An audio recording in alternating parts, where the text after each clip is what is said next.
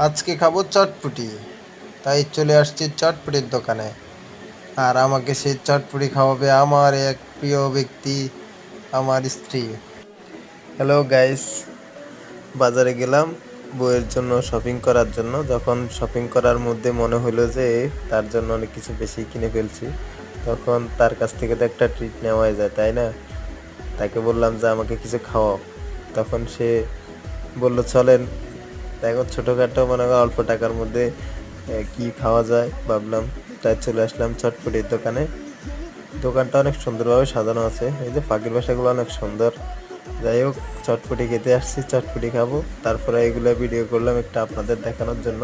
দোকানটা অনেক সুন্দর, তো তাই তার আর আমার বউয়ের কাছ থেকে তো চটপটি খাবো ঠিক আছে, কিন্তু বাসায় যাইতে যেতে তো এগুলোর কথা শুনতে শুনতে হজম হয়ে যাবে। হ্যালো গাইস, বাজারে গেলাম বউয়ের